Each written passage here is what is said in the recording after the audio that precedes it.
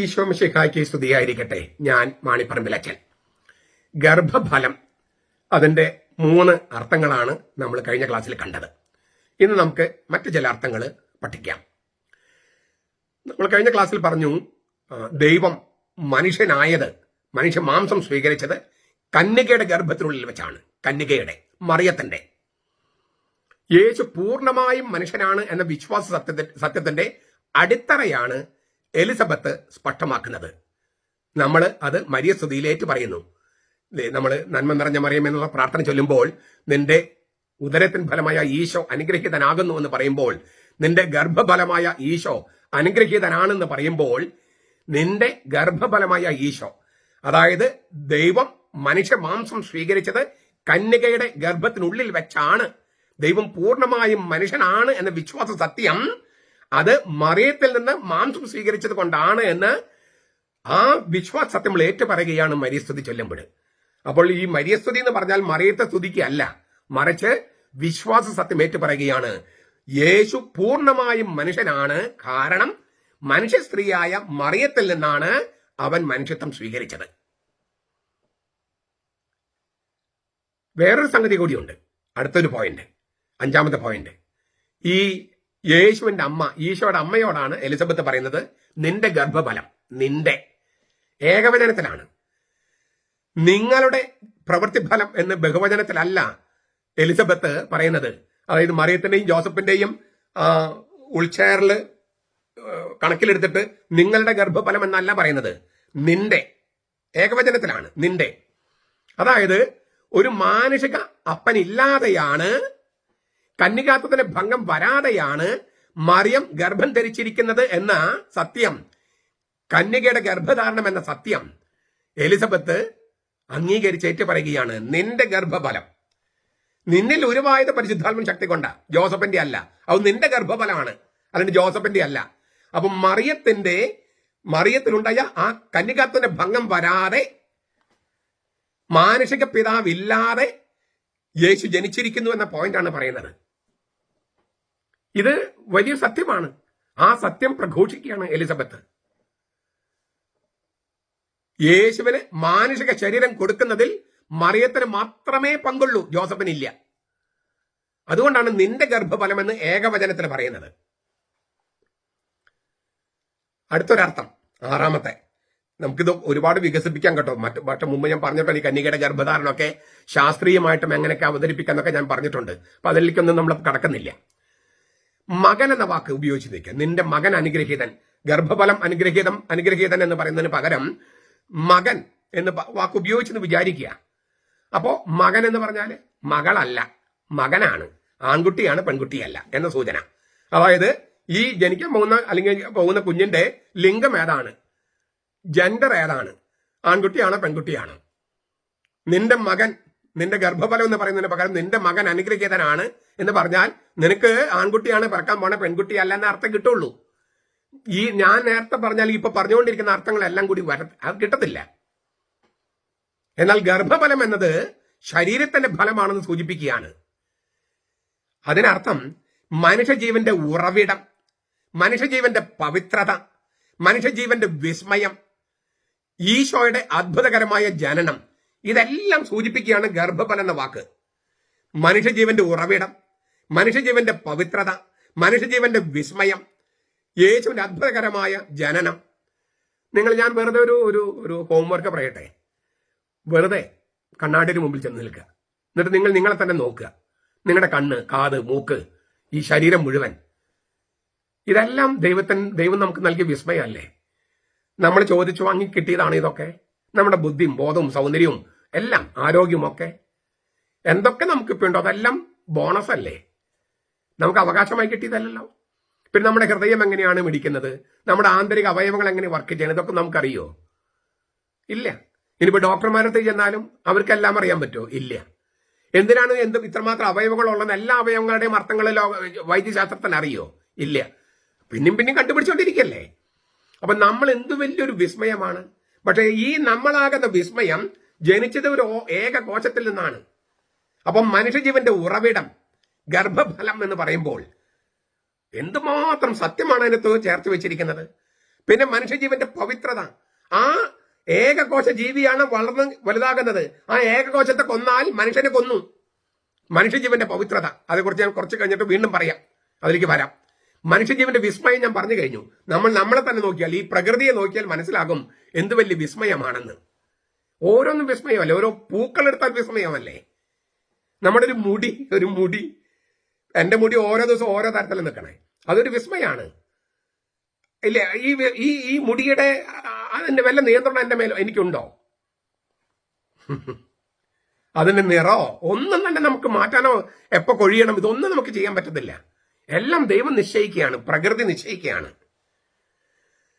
അതുപോലെ ഈശോയുടെ അത്ഭുതകരമായ ജനനം, കന്യകാത്തിന്റെ ഭംഗം വരാതെ ദൈവത്തിന്റെ സർഗശക്തി പ്രവർത്തിച്ച് അവൾ അനുസരണം എന്ന കവാടത്തിലൂടെ കടന്ന് വചനം മാംസമായി നമ്മുടെ ഇടയിൽ കൂടാരമടിച്ചത് അവളിലൂടെയാണ്, ഈ മറിയം എന്ന സ്ത്രീയിലൂടെയാണ്. അപ്പോൾ ഇതെല്ലാം സൂചിപ്പിക്കാണ് ഗർഭഫലം അല്ലെങ്കിൽ ശരീരത്തിന്റെ ഫലം. അങ്ങനെ പറഞ്ഞാലേ അതിന് ഉത്തരം കിട്ടൂ. മകൻ എന്ന വാക്ക് ഉപയോഗിച്ചാൽ അവൻ ആൺകുട്ടിയാണ്, മകൾ എന്ന വാക്ക് ഉപയോഗിച്ചാൽ പെൺകുട്ടിയാണെന്ന് അർത്ഥമല്ലാതെ ഈ പറഞ്ഞ ശരീരത്തിന്റെ ഫലം ഗർഭഫലം എന്ന അർത്ഥമൊന്നും മകനും മകൾക്കെന്ന വാക്കിന് കിട്ടത്തില്ല. അതാണ് ഞാൻ പറഞ്ഞതിന്റെ അർത്ഥം. ഈ ബൈബിളില് മക്കളെ കുറിച്ച് പറയുന്നത് ദൈവത്തിന്റെ ദാനവും സ്ത്രീയുടെ ഗർഭഫലവും എന്നാണ്. ദൈവത്തിന്റെ ദാനവും സ്ത്രീയുടെ ഗർഭഫലവും നിയമാവർത്തനം 7:13, 28:4 കാണാം. അപ്പോൾ പുരുഷന് പങ്കില്ലെന്ന് ചോദിച്ചാൽ തീർച്ചയായിട്ടും ഉണ്ട്. പക്ഷേ യേശുവിന്റെ കാര്യത്തിൽ അതില്ലാത്തതുകൊണ്ട് നമുക്ക് അതിലേക്ക് പോകുന്നില്ല. വലിയ സത്യങ്ങളാണ് ആവിഷ്കരിക്കുന്നത് ദൈവത്തിന്റെ ദാനം, സ്ത്രീയുടെ ഗർഭഫലം എന്ന് മക്കളെ അവതരിപ്പിക്കുമ്പോൾ. ഗർഭത്തിലുള്ളത്, സ്ത്രീയുടെ ഗർഭത്തിലുള്ളത് ഒരാളാണ്, ഒരാള്, ദൈവത്തിന്റെ ദാനമായ ആള്.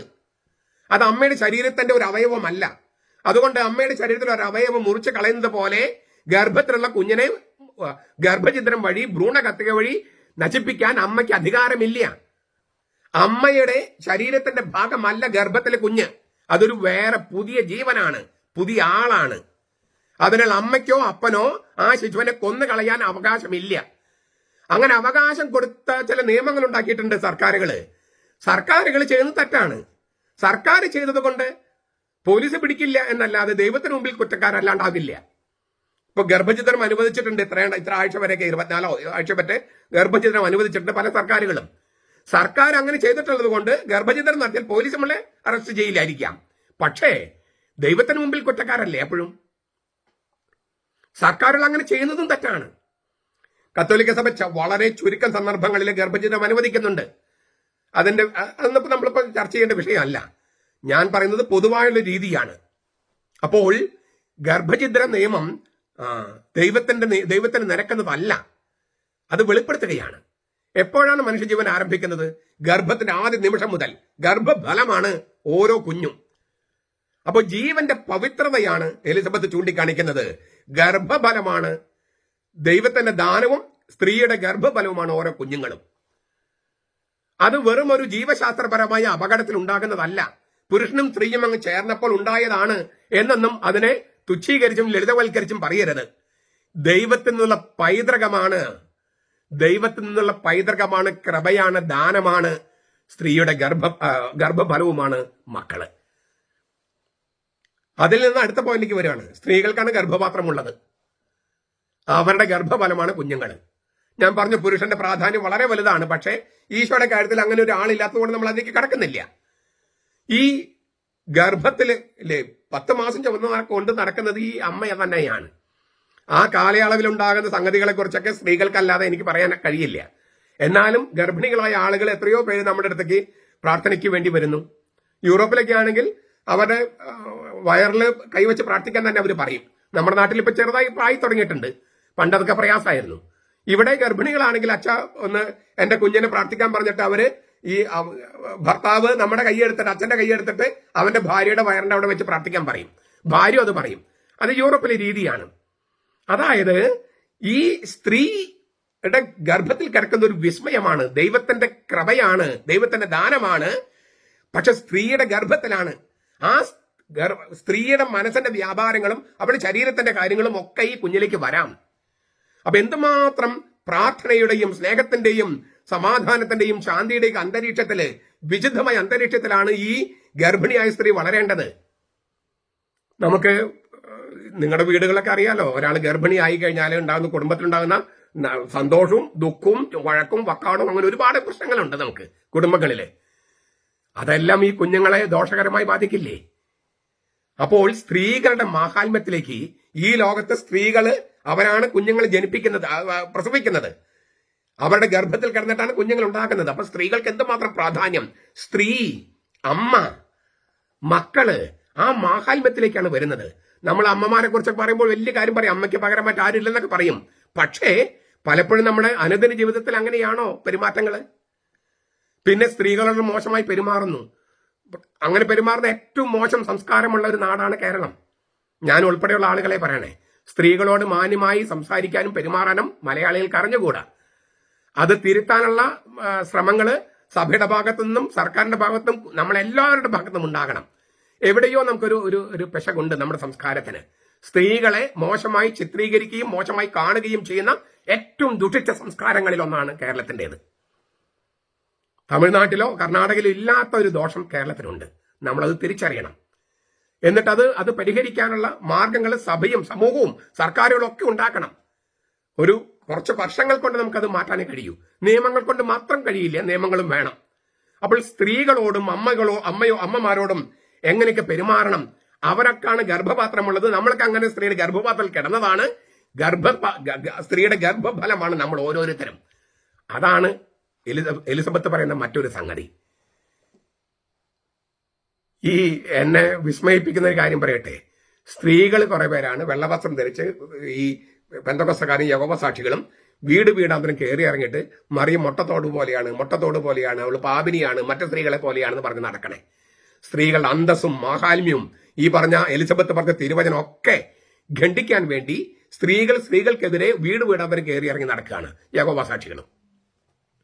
കത്തോലിക്ക സഭയോടും തിരുവചനത്തോടുള്ള എതിർപ്പ് അവർ സ്ത്രീകളോടുള്ള എതിർപ്പായിട്ട്, മറിയത്തോടുള്ള എതിർപ്പായിട്ട് ചിത്രീകരിക്കുകയാണ്. അവർ മാനസാന്തരപ്പെടണം. തിരുവചനം അതാണ് പറയുന്നത്. ഗർഭഫലം അനുഗ്രഹീതമെന്ന് എലിസബത്ത് മറിയം എന്ന സ്ത്രീയോട് പറയുമ്പോൾ അത് വളരെ വലിയ സത്യങ്ങളാണ് ആവിഷ്കരിക്കുന്നത്. അത് പെന്തക്കോസ്തക്കാരും യഹോവ സാക്ഷികളും തിരിച്ചറിയുമെന്ന് നമുക്ക് പ്രതീക്ഷിക്കാം. അതാണ് മറ്റൊരു സന്ദേശം. അപ്പൊ ഞാൻ കഴിഞ്ഞ ക്ലാസ്സിലും ഇന്നുമായിട്ട് ഏകദേശം 8 അർത്ഥങ്ങളാണ് സൂചിപ്പിച്ചെന്ന് ഞാൻ വിചാരിക്കുന്നു. ഗർഭഫലം എന്നതിന്റെ മറ്റു കുറച്ച് അർത്ഥങ്ങൾ കൂടിയുണ്ട്. അത് നമുക്ക് അടുത്ത ക്ലാസ്സിൽ ചിന്തിക്കാം. നമ്മുടെ കർത്താവ് ഈശോ മിശിഹായുടെ കൃപയും പിതാവായ ദൈവത്തിന്റെ സ്നേഹവും പരിശുദ്ധാത്മാവിന്റെ സഹവാസവും നാം എല്ലാവരോടും കൂടി ഉണ്ടായിരിക്കട്ടെ, ഇപ്പോഴും എപ്പോഴും എന്നേക്കും. ആമേൻ.